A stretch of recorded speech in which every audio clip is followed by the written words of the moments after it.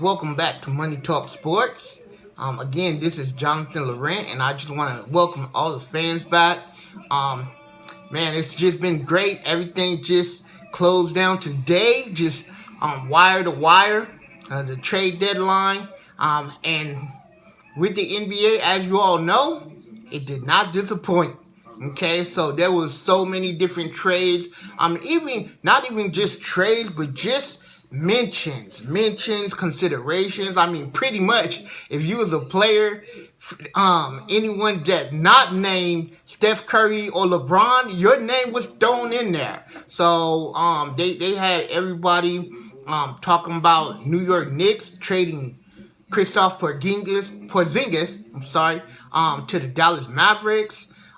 Marc Gasol, he actually got traded to Toronto Raptors. So Philadelphia 76ers, they actually went ahead and they traded Marquette Fultz to Orlando Magic. So they went ahead and moved away from that, which is great. Which is great for Marquette Fultz. Hopefully he look at this as an opportunity, a new start, and because I think that Marquette Fultz was a great player when he played in college. So I feel like hopefully if he take that mindset that he's still a great player and come out, I don't think he have a problem with his shot. I think he just have a mental issue. Everything that's going on with the so-called process that Philadelphia Sixers like to play around with.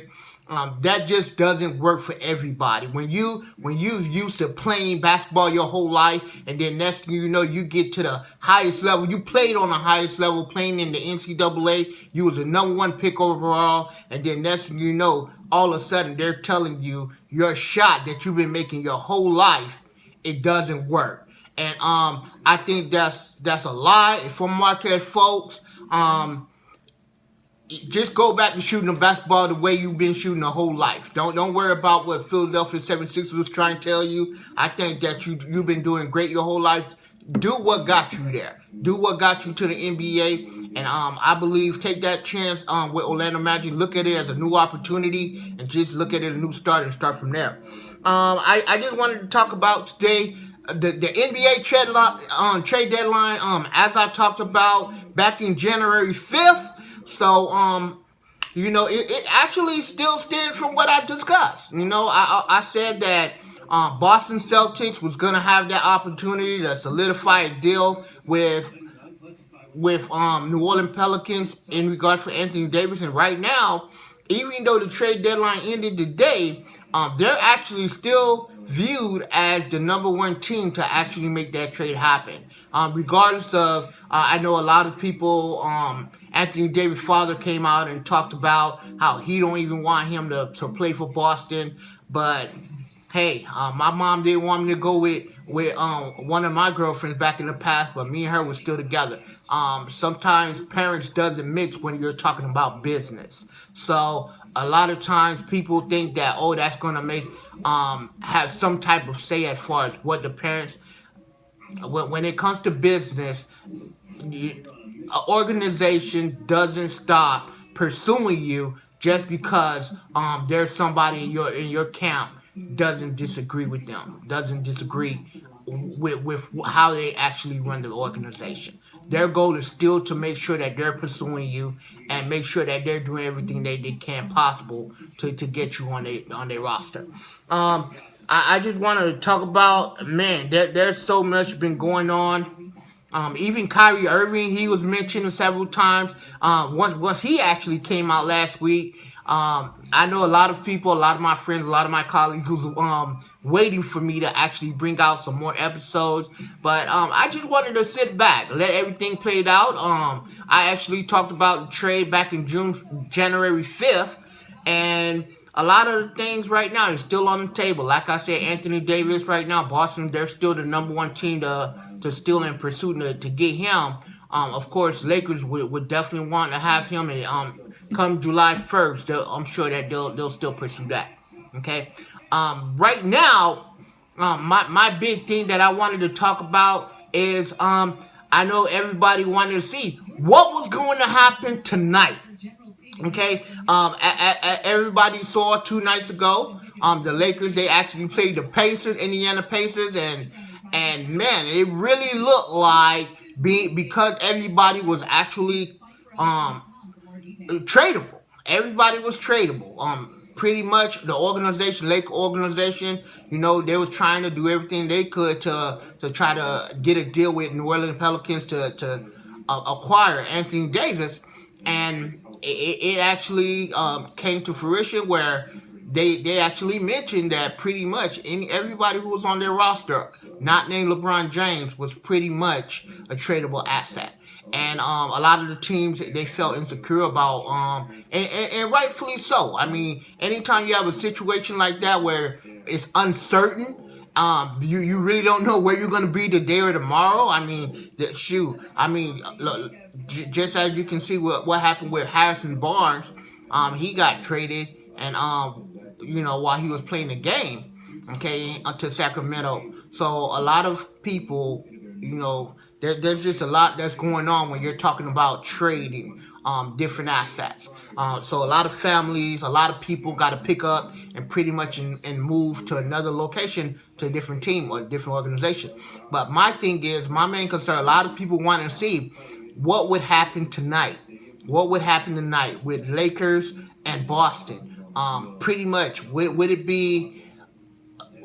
show that the players really feel like they've been totally disrespected and just didn't want to play anymore? Or would they actually buy in and say, you know what, hey, we got a good opportunity here, and let's just finish the rest of the season? And guess what? They did that. Tonight, Boston Lakers just finished the game. Man, that was such a great game there. Lakers actually made a franchise record with 22 threes in the game. To close it out, Rajon Rondo actually hit the final shot for the Story franchise that he grew up playing for, played with. So this definitely been a great week, going with sports. So there's been a lot of activity that's been going on. So a lot of people, including, a lot of my colleagues, I'm getting a lot of comments, and everybody is wondering, okay, so what's going to happen now? What's going to happen now with the Lakers? Right now, pretty much, they're going to have to be in playoff mode, okay? Starting tonight, and they did. They actually won the game tonight against Boston Celtics, and you can look at that game. You can watching that game. It felt like a playoff atmosphere, okay? And pretty much from this point forward, every game to make it to the playoff, because the team, what's going to happen, I know there's still going to be some patches that they're going to have to sit down and pretty much talk through everything. But hopefully, one thing everybody knows is, if you ever played sport, once that light comes on, once that tip happens, okay, it's like, okay, the game starts and everything else goes away. All the noise cancels out. And that's the great thing about sports, and that's the great thing about watching the Lakers play tonight. You could see it. Okay, it wasn't about it was like everybody, even to this day, I mean, come July 1st, a lot of the players who are on this roster may not even be here, but they didn't even care. Everybody played as a unit tonight. You could see it. Rajon Rondo, Brandon Ingram, he balled out. Kyle Kuzma, he really, he balled out. He actually finished with, hitting that three in that fourth quarter. Really gave them the lead at that point. So and they traded points going back and forth. So it was definitely a good game. It was going back and forth. There was several lead changes in the fourth quarter, and that's what you always want to see.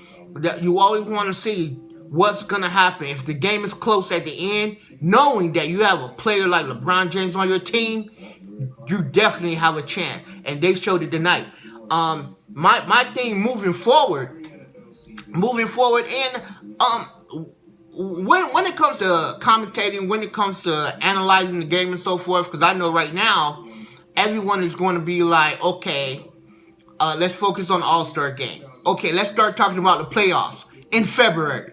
Okay, I mean, and I know everybody right now, that's going to be the next conversation. Every single game that comes on, every night is going to be about the Lakers. They have to make the playoffs. They have to win this game. They have to win every game, and it is true. They know that. They know that. That's the goal moving forward.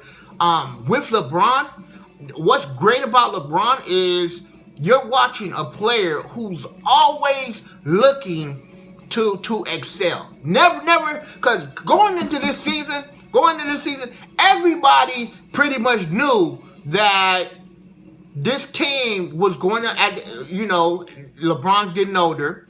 Okay, so everybody had that mindset. With Father Time, you're gonna deal with a little bit more injuries that may take place. Even though that we never seen LeBron with a major injury this year, he actually missed like 18 games, so that's pretty tough. So right now, what's really good, just seeing the fruition, seeing everything that LeBron as a player does, just bringing that team together tonight, him doing everything he can as a player, just giving it all. Even tonight, having 28 points, leading all scorers, hitting 12 rebounds, 12 assists, another triple-double, just showing you that no matter what's going on, no matter all the trade talk, no matter everything, last game, I hear a lot of analysts talking about the Lakers quit, and they talked about, look at LeBron sitting over there by himself. And and what's really crazy about this, okay, I heard one analyst talk about selfish and LeBron in the same conversation. Understand this, and I had to say this. This was one thing that I had to say. Because, and I know LeBron, I don't know LeBron, I never met LeBron. He was a player that I saw growing up, I watched growing up. But LeBron is one of the most unselfish player, the most unselfish superstar to ever play the game. So for all y'all players, analysts, who even can't have the notion to even say in the same conversation that, selfish because LeBron was raised being the only child, let me tell you, you may want to rethink your job as an analyst, okay? Because one thing I know about LeBron never been selfish as a player. This is the most unselfish superstar that ever played the game. And he shows it. And he showed it tonight. And let me tell